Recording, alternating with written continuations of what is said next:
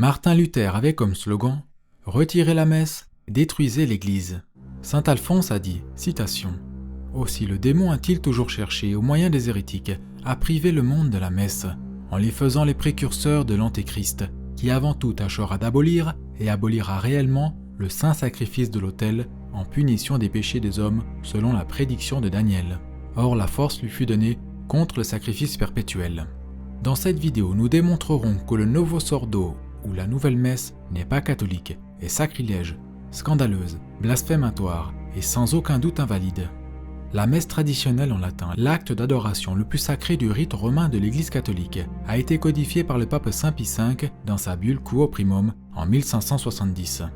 Le pape Saint Pie V dit dans Quo Primum, citation, « Nous faisons expresse défense pour les temps à venir et à perpétuité que la messe soit chantée ou récitée d'une autre manière que suivant la forme du missel publié par nous, dans toutes les églises ou chapelles du monde chrétien. » Le pape Saint Pie V dit ensuite, citation, « Ces présentes lettres ne pourront en aucun temps être révoquées ou modifiées, mais qu'elles resteront stables et investies de toute leur validité, que personne donc n'a la témérité de violer ou transgresser les présentes. Si quelqu'un ose le tenter, qu'il s'attende à l'indignation de Dieu Tout-Puissant et de ses bienheureux apôtres Pierre et Paul. » En 1969, Paul VI remplaça la messe traditionnelle en latin dans les églises Vatican II par sa propre création, la Nouvelle Messe ou Novus Ordo.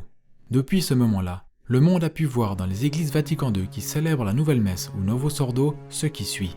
Le monde a vu des messes de clowns dans lesquelles le soi-disant prêtre s'habille en clown en dérision absolue de Dieu. Le monde a vu un prêtre déguisé en Dracula, en maillot de footballeur accompagné de pom-pom girl, avec un fromage sur la tête, des messes disco, des performances gymnastiques durant la Nouvelle Messe, des messes avec ballon, des messes carnaval, des messes dénudées où des gens légèrement vêtus ou nus y prenaient part. Et le monde a vu des nouvelles messes où des jongleurs se donnaient en spectacle. Le monde a vu des prêtres célébrer la nouvelle messe avec des chips, avec du soda, sur une boîte en carton, avec des cookies, avec du thé chinois sur fond de culte des ancêtres, avec un ballon de basket que le prêtre fait rebondir partout sur l'autel, avec une guitare tandis que le prêtre joue un solo. Le monde a été témoin de la nouvelle messe où un prêtre était presque totalement nu tandis qu'il dansait autour de l'autel, avec des prêtres habillés en costume natif païen, avec une menorah juive placée sur l'autel, avec une statue de Bouddha sur l'autel, avec des nonnes faisant des offrandes à des déesses, avec des lecteurs et des chargés de quête habillés en satanistes au vaudou. Le monde a vu une nouvelle messe au cours de laquelle l'interprète est vêtu d'un smoking et raconte des blagues. Le monde a vu des concerts de rock à la nouvelle messe, des nouvelles messes avec guitare et polka, une nouvelle messe façon marionnette, une nouvelle messe où les gens se rassemblaient autour de l'autel déguisés en démons, une nouvelle messe où les gens exécutaient des danses obscènes rythmées par un groupe de steel drum. Le monde a vu une nouvelle messe où des nonnes étaient habillées en vierges païennes et faisaient des offrandes païennes. Le monde a également vu des nouvelles messes incorporant toutes les fausses religions, des nouvelles messes bouddhistes, des nouvelles messes hindoues et musulmanes, des nouvelles messes où des juifs et unitariens offraient des bougies à leurs faux dieux. On trouve même des églises où l'assemblée entière dit la messe avec le prêtre, où le prêtre discute quelquefois avec les gens au lieu de dire la messe. Ce dont nous avons fait l'inventaire n'est qu'un infime échantillon de ce qui se produit dans tous les diocèses du monde où la nouvelle messe est célébrée, à un degré ou à un autre. Notre Seigneur nous dit « Vous les reconnaîtrez à leurs fruits ». Les fruits de la nouvelle messe sont incroyablement scandaleux, sacrilèges et idolâtres. C'est parce que la nouvelle messe en elle-même est fausse, invalide et une abomination. Lorsque la nouvelle messe a vu le jour en 1969, les cardinaux Ottaviani, Bacci et certains autres théologiens ont écrit à Paul VI à ce sujet. Gardez à l'esprit que ce qu'ils ont dit à propos de la nouvelle messe concerne la version latine, la version entre guillemets la plus pure de la nouvelle messe. Leur étude est connue sous le nom d'intervention Ottaviani. Elle stipule, citation, « Le Novus Ordo, le nouvel ordre de la messe, représente à la fois comme un tout et dans ses détails une divergence frappante de la théologie catholique de la messe telle que formulée dans la session 22 du Concile de Trente. Il pouvait clairement voir que la version latine de la nouvelle messe s'écartait de manière frappante de l'enseignement du Concile de Trente. Sur les 12 prières de l'offertoire dans la messe traditionnelle, seules 2 sont conservées dans la nouvelle messe. Les prières de l'offertoire qui ont été supprimées sont les mêmes que celles qui ont été supprimées par les hérétiques protestants Martin Luther et Thomas Cranmer. La nouvelle messe a été promulguée par Paul VI à l'aide de 6 ministres protestants que nous voyons sur cette photo. Paul VI a même admis à son ami Jean Guiton qu'en changeant la messe, son intention était de la rendre protestante.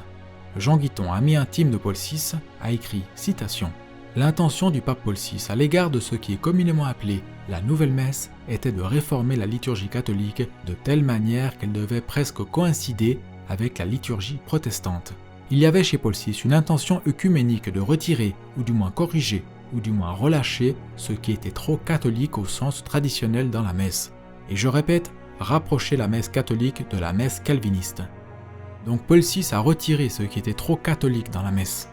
Une étude des propres et oraisons de la messe traditionnelle, comparée à ceux de la nouvelle messe, révèle un massacre de la foi traditionnelle. Le missel traditionnel contient 1182 oraisons. Près de 760 furent entièrement abandonnés dans la nouvelle messe.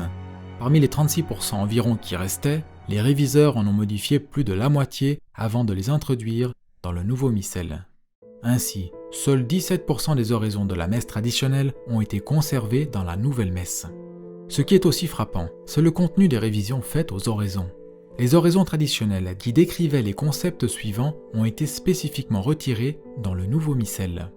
La dépravation du péché, les pièges de l'iniquité, la grave offense du péché, la voie vers la perdition, la terreur face à la fureur de Dieu, la colère de Dieu, la majesté divine, la dureté de notre cœur, les infirmités de l'âme, la faiblesse de notre volonté, la langueur de notre âme, la force de nos vices, la concupiscence de la chair et des yeux, les éclats de son courroux, le poids du mal, les tentations, les mauvaises pensées, les dangers pour l'âme, les ennemis de l'âme et du corps.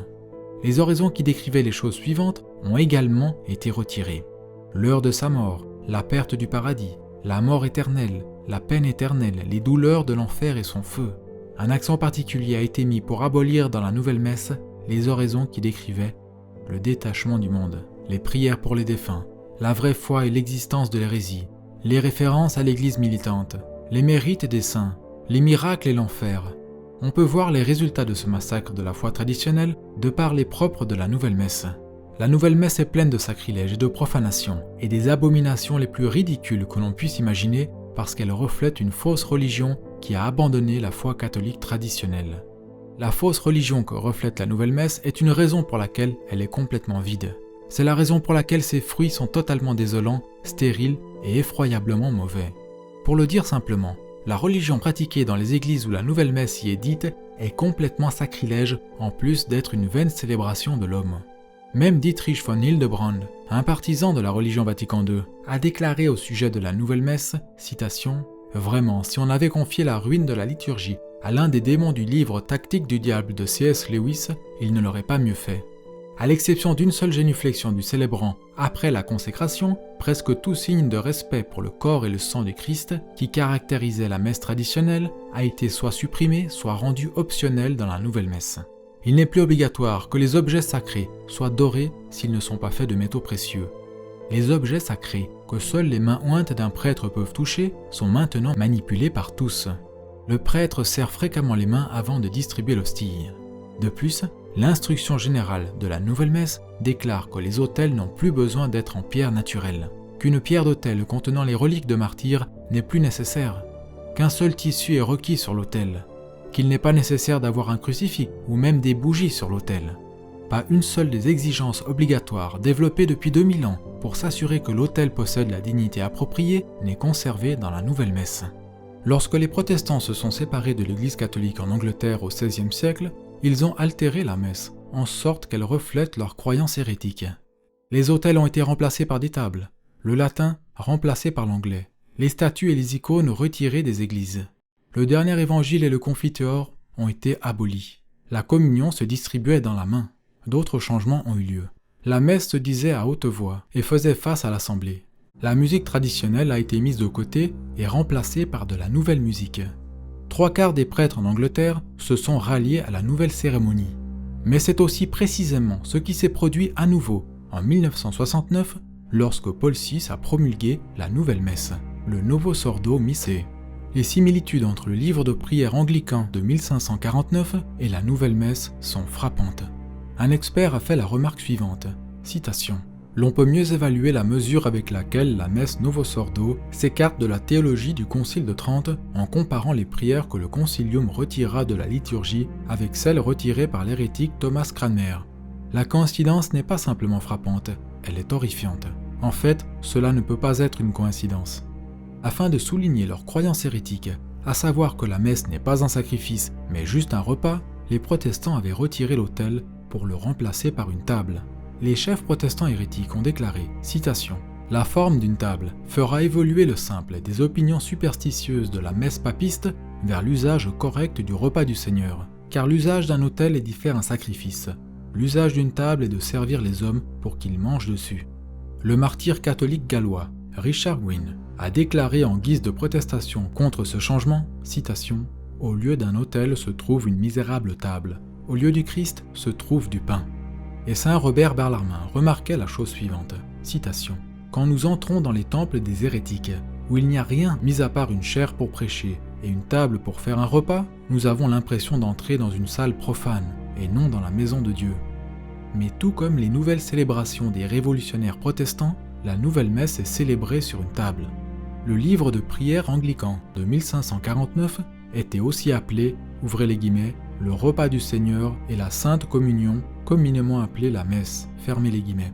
Ce titre soulignait la croyance protestante qui veut que la messe ne soit qu'un repas, un souper, et non un sacrifice. Quand Paul VI a promulgué l'instruction générale pour la nouvelle messe, l'intitulé était formulé exactement de la même manière. Son titre était, citation, « Le repas du Seigneur ou messe ». Martin Luther a dit, citation, « La messe n'est pas un sacrifice. Vous pouvez l'appeler bénédiction, Eucharistie, la table du Seigneur, le repas du Seigneur, la commémoration du Seigneur ou ce que vous voulez, pourvu que vous ne la salissiez pas du nom de sacrifice. » Le livre de prière anglican de 1549 a retiré de la messe le psaume « Jugez-moi mon Dieu » à cause de sa référence à l'autel de Dieu. Ce psaume a également été retiré dans la nouvelle messe.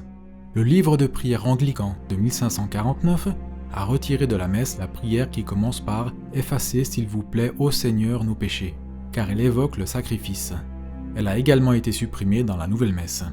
La prière qui commence par « Nous vous prions Seigneur » se réfère aux reliques dans la pierre d'autel. Cette prière a été supprimée dans la nouvelle messe.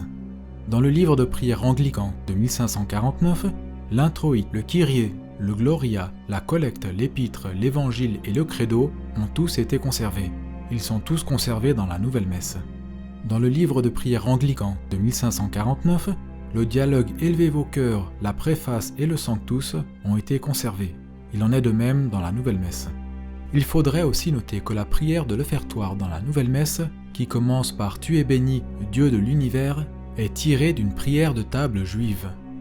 Dans le livre de prière anglican de 1549, l'équivalent de la prière qui commence par « Que ce mélange et cette consécration du corps et du sang » a été aboli. Il est très intéressant de noter que seule une version modifiée de cette prière a été conservée dans la nouvelle messe. Le mot important « consécration » ayant été supprimé.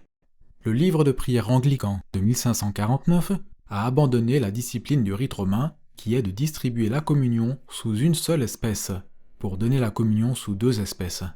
À la nouvelle messe, la communion est distribuée sous deux espèces en de nombreux endroits dans le monde.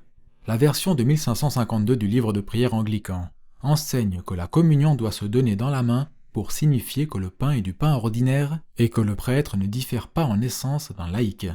La nouvelle messe donne la communion dans la main dans presque chaque endroit du monde, et va encore plus loin que Cranmer, en permettant aux communions de se tenir debout et de la recevoir de la part d'un ministre laïque. Les prières dans la messe traditionnelle, qui commencent par « Faites Seigneur que nous recevions avec un cœur pur ce que nous avons pris par la bouche, et que votre corps que j'ai reçu, ô Seigneur », font toutes deux explicitement référence à la présence réelle du Christ dans l'Eucharistie. Toutes deux ont été supprimées dans la nouvelle messe.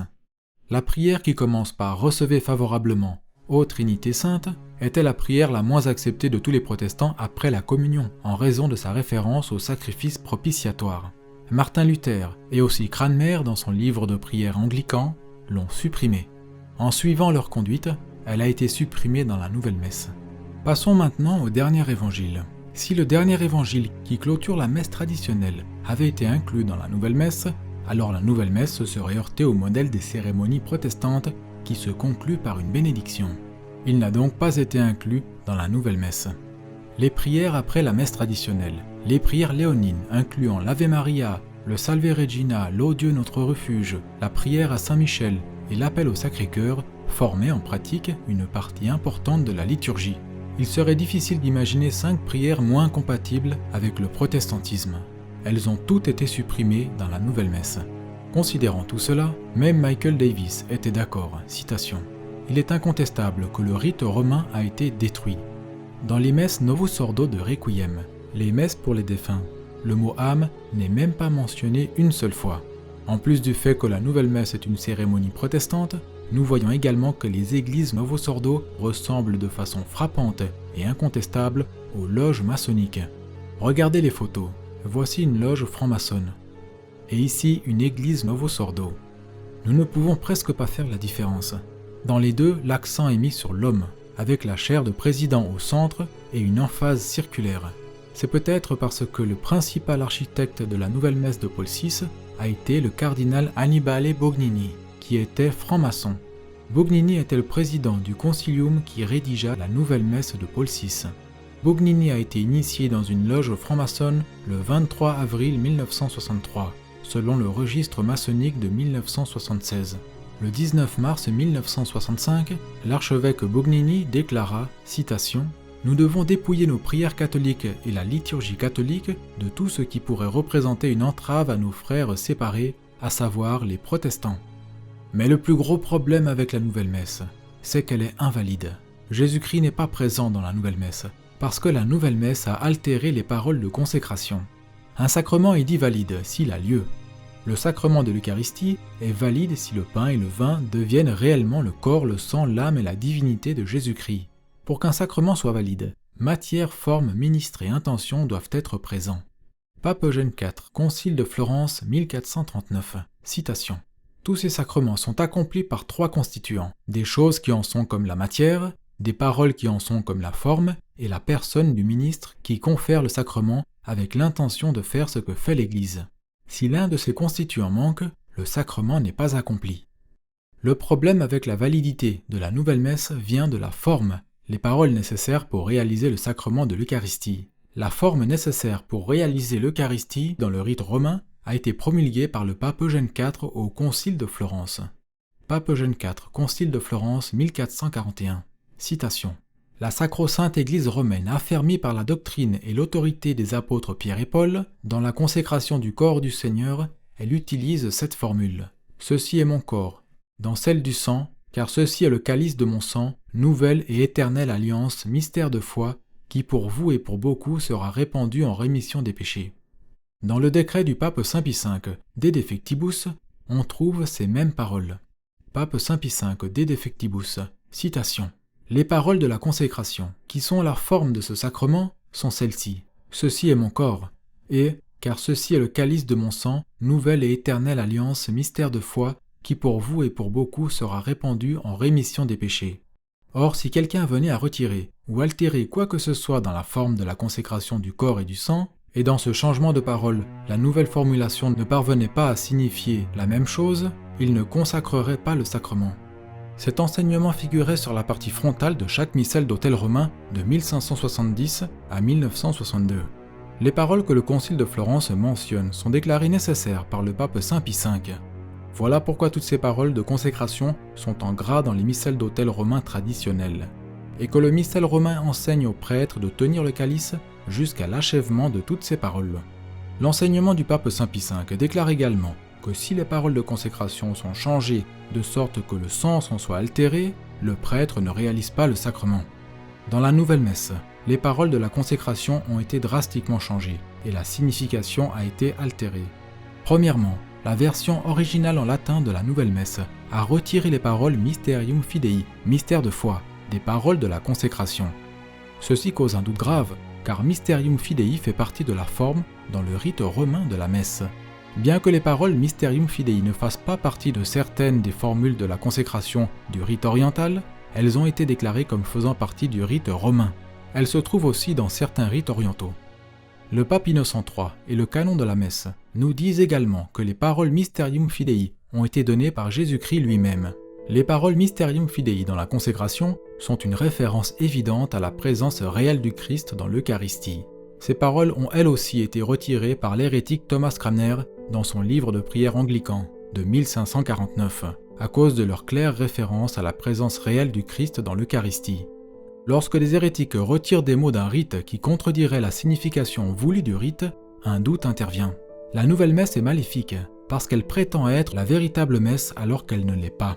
Par conséquent, un catholique ne peut pas assister à la nouvelle messe sous peine de péché mortel. Ceux qui se maintiennent dans la nouvelle messe perdront leur âme. Ceux qui persistent à se rendre à ce service invalide commettent l'idolâtrie en adorant un morceau de pain. Jésus-Christ n'y est pas présent. L'hostie novus ordo n'est qu'un morceau de pain, non pas le corps, le sang, l'âme et la divinité de notre Seigneur. L'Église a toujours enseigné que s'approcher d'un sacrement douteux qui utilise une forme ou une matière douteuse est un péché mortel.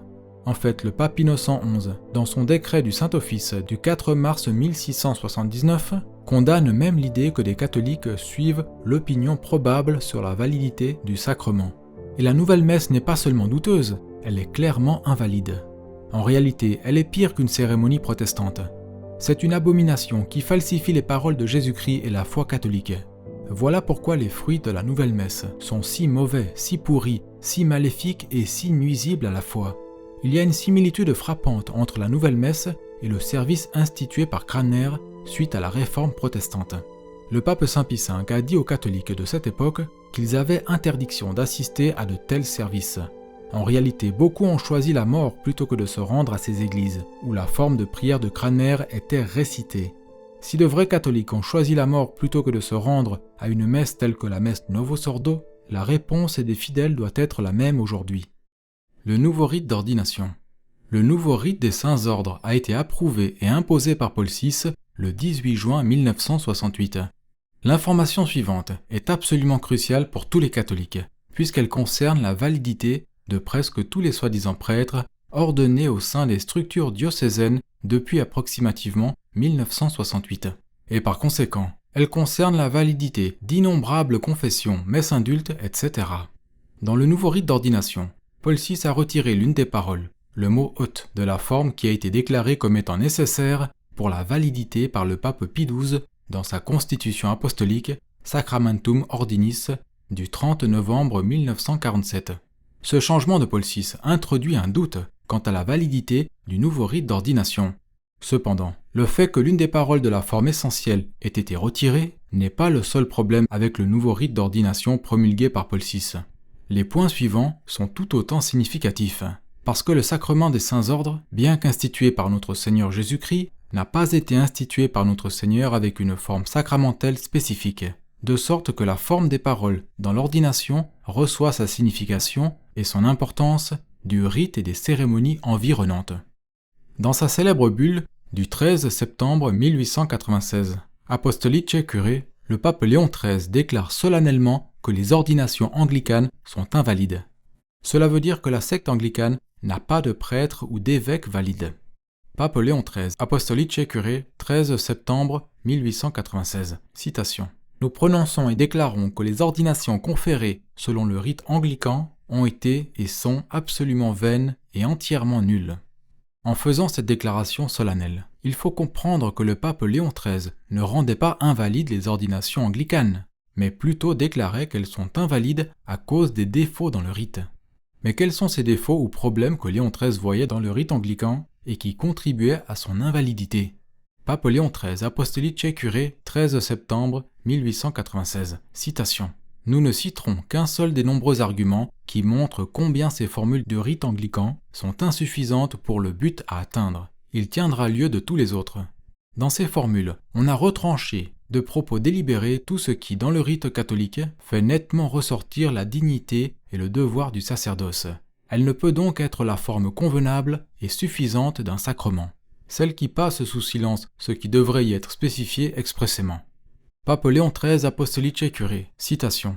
D'où il résulte que le sacrement de l'ordre est le vrai sacerdoce du Christ, sacerdoce sacrificiel, ayant été entièrement banni du rite anglican, et la consécration épiscopale du même rite ne conférant aucunement le sacerdoce, l'épiscopat ne peut non plus être vraiment et légitimement conféré.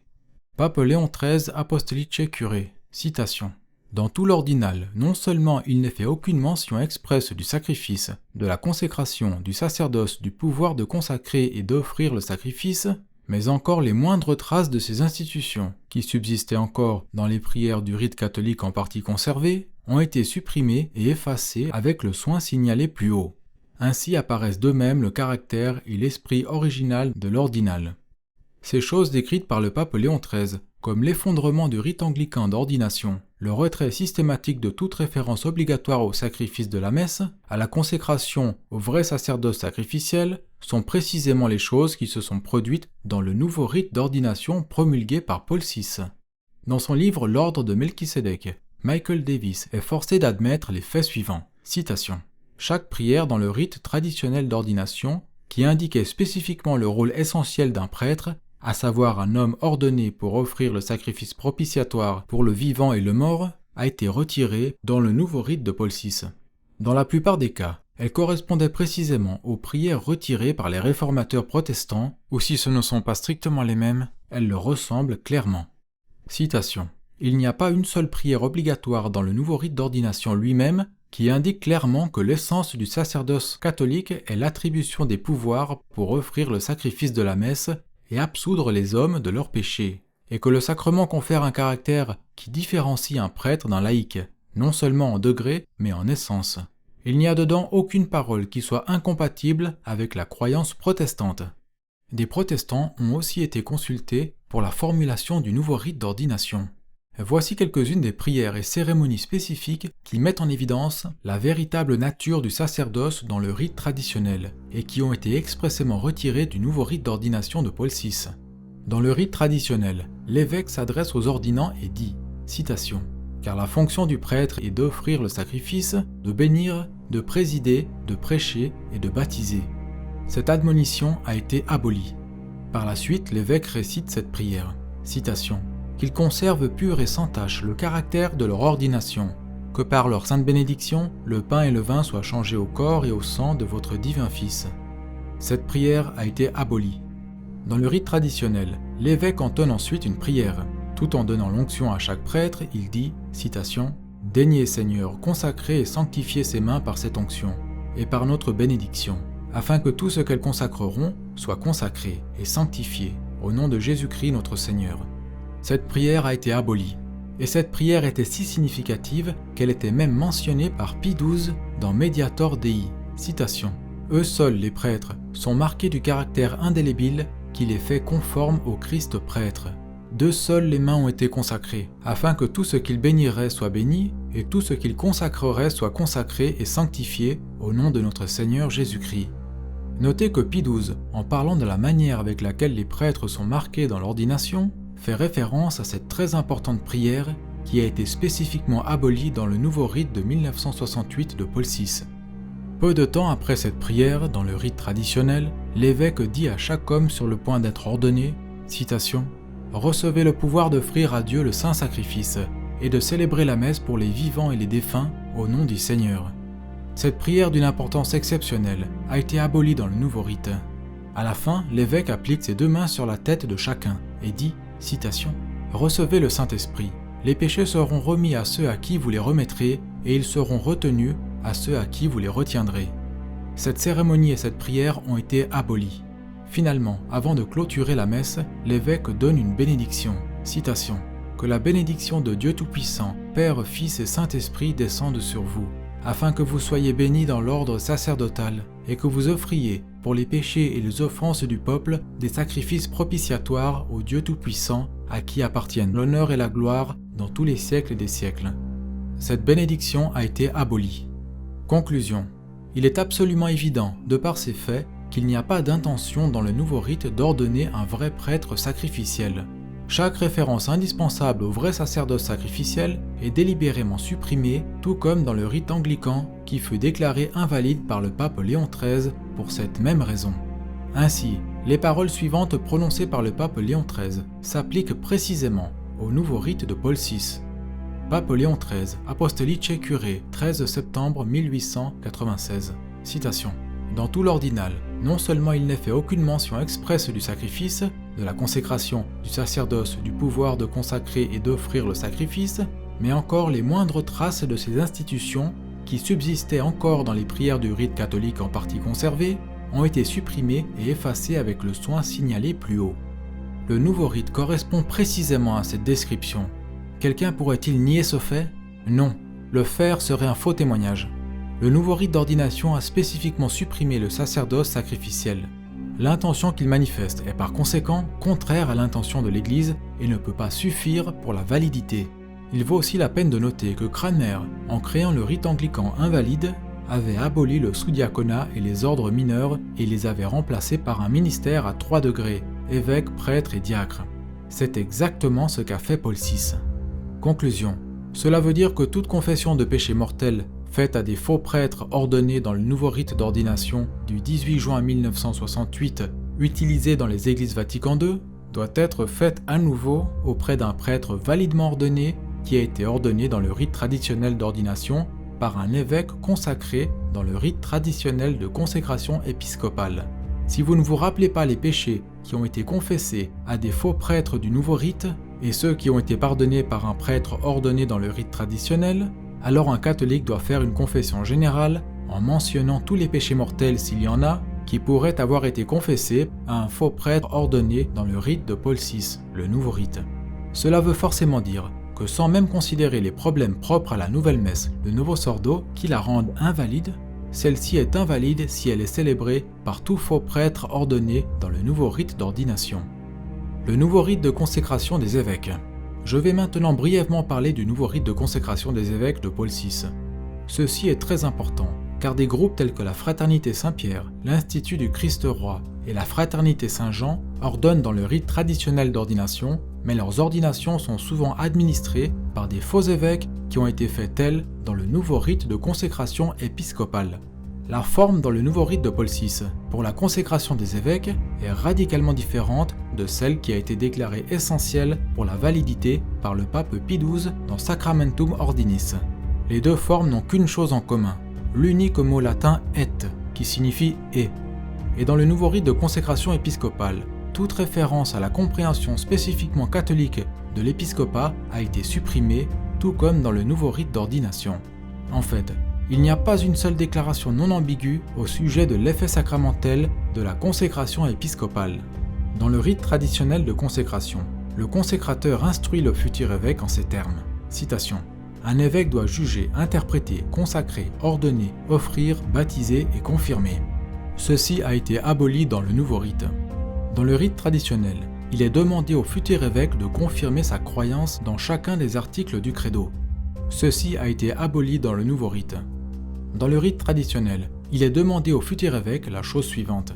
Citation. Rejetez-vous et anathématisez-vous toute hérésie qui s'élève contre cette sainte Église catholique. Ceci a été aboli dans le nouveau rite. Dans le rite traditionnel, les fonctions d'un évêque sont encore une fois spécifiées en ces termes. Citation.